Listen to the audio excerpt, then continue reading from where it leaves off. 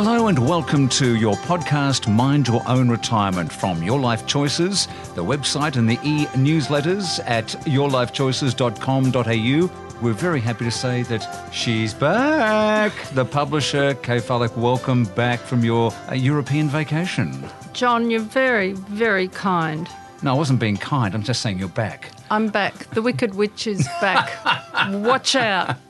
It's nice to see you too, and you look absolutely fantastic. Oh, kind. And we're for the first time working actually out of your office. This is the heartbeat. And I've got to say, there's a lovely sign here, and it's one of those little positive signs that people have, and it's not a kitten's hanging on saying, hang in there.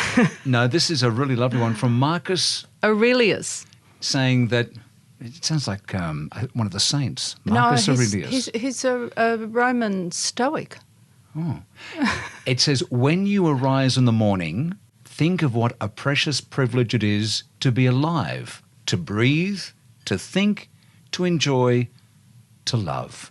Isn't that lovely? That is wonderful. Our daughter gave us that. Wow. What's our daughter? No, your daughter. Well, I share her daughtership with my husband. Oh, yes. I'm sorry. I think our daughter. I thought, no, oh, God, John, not another one. Not that one, no. All right, fair enough. No, this Blimey, was Teddy. Lucy. No. But it's a beautiful saying. It's a reminder. Oh, that's very good. When you arise in the morning, think of what a precious privilege it is to be alive, to breathe, to think, to enjoy and to love. And Should we stop now? No. We're just getting... That was just the warm-up. That's fantastic. And we are going to talk about your fabulous trip a bit later on in this podcast, aren't we? Yes, I thought people might be inspired by how to go to Rome, not spend a fortune and just breathe. Very zen. You breathed in Rome. Yes. Did you stay? And we'll find out where else you went. Actually, you started in Australia. Didn't you go up to Cairns or somewhere? Or we went to Byron Bay, but that's for another day, I think. Okay, John. but no, but just where you went. Went Byron Bay, then went to. I went to Rome. I went to Perugia. Wow. I went to Bologna. Back to Roma. And then to Sicilia. Sicily. Oh, boy. I can't wait to hear about these. Very cool. Cannot wait to hear about these. Well, look, we've got some interesting guests as ever. Would you like to tell us who is coming up on this podcast? Okay, so we normally cover money, health and travel. Mm-hmm. We've already decided that I'm allowed to be annoying about my travels. Absolutely. We'll have a slideshow. Yes. That'll be a mental one. It's upside down. Hang on. But the important guest first up is Hank Jongen from Centrelink. Oh. He's the man. And it's a big coup for us that Hank's agreed to explain Centrelink to our members. Wow. Okay, that's a good get. So Hank will be coming up shortly. Then we're going to be talking about health and the benefits of gardening. And as we come into this favourite girl, Janelle. Janelle, who filled in while you were away. She was very good. Not as good as you, boss. Not as good as you. She's very good. Good fun. And then we're going to talk about your gap week in Rome. Exactly. Good fun. This is the podcast, Mind Your Own Retirement. It's the podcast of Your Life Choices. Go to the website and also check out the e-newsletters at yourlifechoices.com.au. Welcome back to Mind Your Own Retirement, the podcast from Your Life Choices. And on the line we have a very special guest, Kaye. We have the head honcho from Centrelink, Department of Human Services. Not Hank. Hank Jongen is on the line. G'day, Hank. G'day, how are you? Thank you so much for joining us. As you're aware, because you've just told us you subscribe to Your Life Choices. I knew I liked him. Centrelink, I like him so much. Centrelink is a huge topic for our members because we know around 70% of retirees are on a full or part pension. We'd like to cut to the chase and talk to you about compliance, which at the moment seems to be centred on robo-debt. Look, that's very true. And look, I have to say that recent coverage in the media has wrapped everything up into so-called robo-debt. what we're finding is that almost everyone now that has received a debt is saying, oh, it's because of robo-debt. So look, I really welcome the opportunity of talking about this, because the so-called robo-debt, or the online compliance program, is only one of a range of measures that we've got in place to protect taxpayers' money. And that's really what we're talking about here. What we're talking about is compliance to ensure that people receive the right amount of money from Centrelink. So if we say to you why aged pensioners shouldn't be concerned, how would you view that? What's your take on that question? Look, I totally agree. The reason I say that is what the online compliance program is about is identifying discrepancies between information that's been provided to us and information that is then provided to the tax office through tax returns. And what the online compliance program does is when it identifies a discrepancy between what tax has been told and what we've been told, it generates a letter to the individual asking them to clarify that discrepancy. It's really important to make the point this letter is not a debt letter. It's simply a letter seeking clarification. It's the start of the process. It's not the end of the process.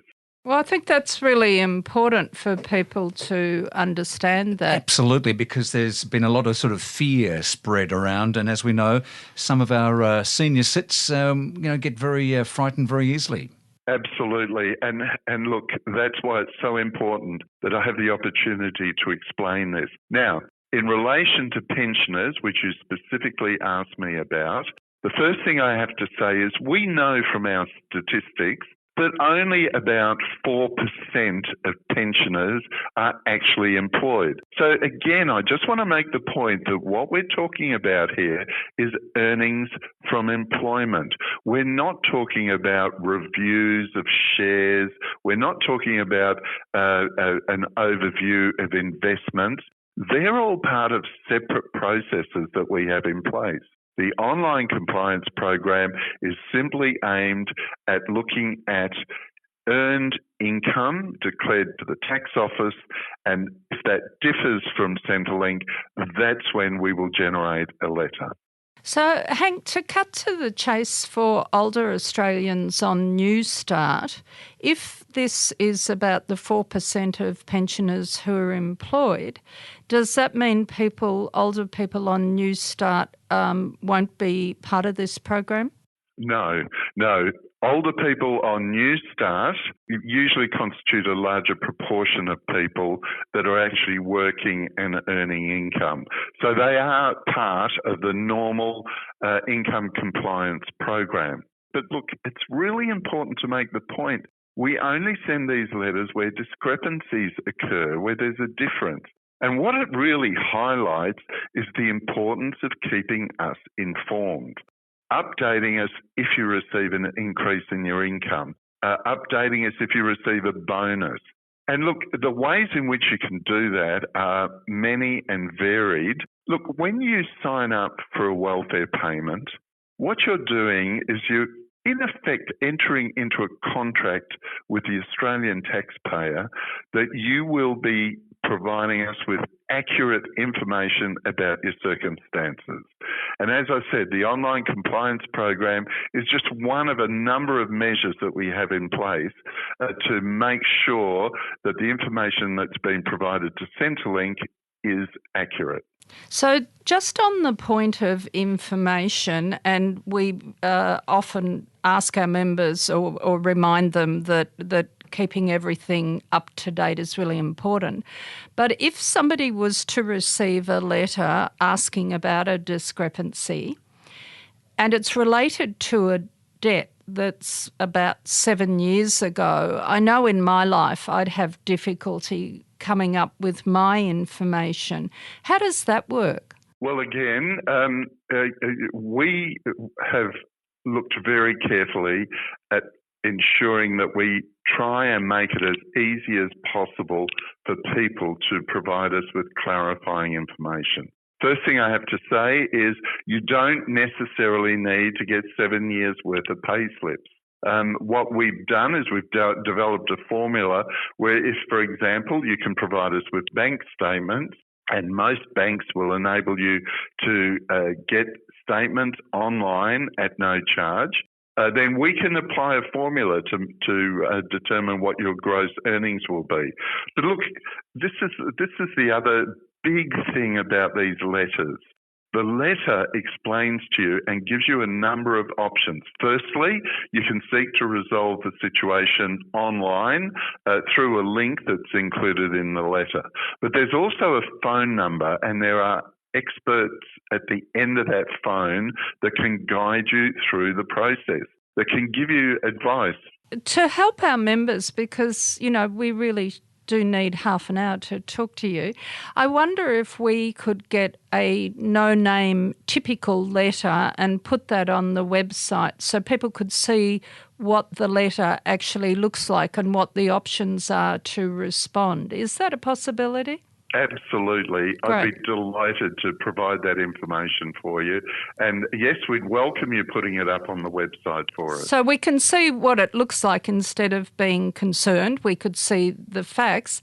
And one more thing, it's quite interesting that this program is in place to on behalf of the taxpayer. We fully understand that. But is the same kind of technology being used to look for people who might have been underpaid? There's no specific technology, but in instances, if we detect an underpayment, we would remedy the situation within a set of rules that relates to how far back we can go with underpayments. And look, I have to concede the focus here is on the protection of taxpayers' money. Mm-hmm. There are other review processes that we have in place which can identify underpayments. And again, if we identify underpayments, then within a set of rules, we would make adjustments to people's payments. But I'm not going to pretend that this is about finding underpayments. The primary purpose of this is to protect taxpayers' money. So we are going to put together a summary of everything you've said, Hank. We'll put that on the website, and when we receive that really important letter, we'll put that up too, because that's of great interest to our members. Yes, I'm sure it is. And look, if I say nothing else, what is of key importance is if you receive one of these letters, don't ignore it. The worst thing you can do is ignore that letter.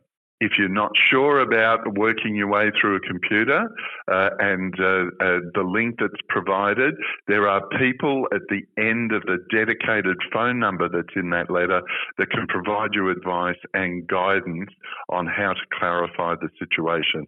Don't ignore the letter. Hank, you've really been very generous with your time. As General Manager of Centrelink, you have an amazing workload. We like listening to you on the radio, and you're very informative and always available. And we thank you very much for your time this time on Mind Your Own Retirement. Oh, thank you. I appreciate the opportunity anytime. Hank Jongen, thank you so much from Centrelink. And just a reminder, folks, go to the website, yourlifechoices.com.au. And Kaye, the letter will be up there eventually? Yes, Hank's team are very good at sending information very quickly. So I believe we'll have that up within the week. Excellent. We're going to be coming back and talking health on Mind Your Own Retirement. Folks, I'd like to talk to you about Your Life Choices Pension Checker. Now, this is an easy-to-use financial tool that allows you to calculate exactly how much you should be receiving in fortnightly pension payments and supplements. It's very well priced at just $29.95 per year. Visit pensionchecker.com.au and make today the day you take control of your income with Your Life Choices Pension Checker. From your life choices, it's Mind Your Own Retirement, and you're very welcome. It's John and Kaye. And we're learning things. We are learning things, and it's time to get healthy and get in the garden because the weather's getting better. Well, it is in the southern states, isn't it? It certainly is. And look who's here. Janelle's joined us. Hello, Janelle. Hello, John. Hello, Kaye. Janelle. And Janelle very kindly filled in while you were away. She didn't just fill in, John. Let's just be honest here. She was very, very good. She was great. Did you comment about Mother Superior, a little, John? Did that get through? Mother Superior is away. Janelle will play. I heard that. I listened to that podcast. Now, are you a gardener yourself? I'm definitely a gardener. Always have been. Daughter of a gardener. Oh, I'm really? sure he was probably the son of a gardener. Are you a gardener? I'm a massive gardener. Well, there you are. Are you? No, hate it. So let's 2 out of 3 ain't bad.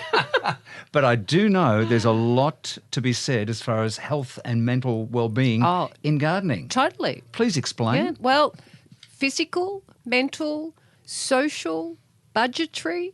There are so many aspects of gardening. Obviously, it's a physical exercise, and depending on the size of your garden, it might be a large task from time to time. But even if you only have a very small courtyard, it's the idea of just getting out and breathing the air, perhaps bending over, pulling out a few weeds, getting the secateurs out, trim. Hopefully you don't go too berserk, and knowing when to stop. So that was my problem. Not killing yourself in the process. I would also be a bit too adventurous or a bit too enthusiastic with the trimming back. It can be hard to stop. And my wife would come and say, "What have you done to it?" I said, "Oh, I thought I'd give it a good cutback." No. But Idiot. some plants actually cope. They do. Don't they? You're very They kind, need it. Kaye. Some plants need it. You're very Not kind. the ones you were trimming. A lot of folks have moved out of their big homes where they would have had massive gardens. What's your recommendation for those who've moved into smaller? Well, when it happens for me, I'm already actually potting things that I don't want to lose if and when I downsize, such as, sort of bulbs and Succulents. well, things that I have like saying this, succulent. succulents, aloe vera. I bought my aloe vera in my garden I got from Central Queensland. It was my father's. I will be taking that with me wherever I go. Do you think you've broken a law? I don't know if she was allowed to say that. Oh. Dearie me. It was a little while ago. Okay, well, back it was 1874, so it was before all that. So tell us some of the other benefits. Well, the mental aspects, you just always feel better for being outdoors, and whether you trim back a little bit hard or not, you still get the mental benefits. The other thing is, if you're going to grow vegetables, as I do each year, share the produce. Sort of talk to your neighbours, and when you've got 10 lettuces all ripe at the same time, go see a neighbour and see if they want a lettuce or two, because they're not going to last. Who doesn't love a homegrown, fair dinkum, out the Absolutely. backyard, like a tomato? I didn't know you're not supposed to put tomatoes in the fridge. Tomatoes I in the don't fridge. put them in the fridge, no. No, I know you wouldn't. For us humans, as us normal people, like not talking about the geniuses like you, because they go They're off. nicer. They lose their They're nicer if you don't, but that means you only grow. Gotta eat it, And my dad used to grow tomatoes, beautiful tomatoes, but my mum, when the crop came in, she couldn't manage it. She gave them away. She made chutney. Tomato kasundi. What's kasundi? Well, it's a curry, I guess, version of a chutney. Beautiful. I mean, spice it up Well, as that's much as why you like. our Italian friends, all the tomatoes come in and they gather them all Sugo. together and then boom. And they have a day. That's a right. Family day. It's fantastic. It's all about connection, really, isn't it? It is for sure. It is for sure. And, of course, you can save a bit of money. Well, you certainly can. Yeah. Well, your tomatoes that you will grow will absolutely be better than those you buy. Even the vine ripened trust tomatoes that you probably pay $10 a kilo for, your tomatoes are going to be better for sure. You just got to keep the possums and other little scurrying critters away. away. Yeah. But the other benefit is pass the skills down to your kids, to your grandkids. Yes. I had I've had a grandkid out last weekend. He was helping me pull weeds and sort things and put things in bins. And Was he crying? Did you explain what slave labour is? not until I got the chainsaw out and he ran. No, it's a wonderful way to all come together. It's good stuff. I did. Janelle, before we let you go, community gardens, they're becoming more popular, aren't they? Oh, I think community gardens are a wonderful thing. Again, it's about meeting people. If you don't have your own plot, and even if you don't have a particularly big courtyard or balcony, suss out a community garden because they are springing up all over the place. It's one of the better things that the councils are doing. So, yeah, you can just head on down, probably meet a few people while you're there, water, weed, take home the produce. There's something fundamental here, which is we are animals, we are creatures, there are natural seasons, and when you get in the garden, you are part of the natural planet. Absolutely. And when you put your hands in the soil, you feel better. You do. And I actually think gardeners are the nicest people. Well, it's just an opinion. And butchers and plumbers. And funeral directors. No, but seriously. And announcers. And publishers. I like quiz show hosts myself. There you go. There is logic to your statement about putting your hands in the soil because there are scientific studies that show your immune system will be better for having put your hands in the soil because there's something in there. And I could search the name, but you don't want to know the name. But it's a fact. It's a real thing. You feel better. I feel better. Yeah. Got any gardening tips on our website? Oh, well, I'm sure. I think you I'm should. sure we have. There will be. Absolutely will be. Because you've got nothing else to do. Much. Make sure that Janelle's gardening tips are there as well. I love it. That's Every great. week. Go to Your Life. God, It's a big country, though. yourlifechoices.com.au is where you should go. And Janelle, thank you very much. Until next time. My pleasure. This is Mind Your Own Retirement.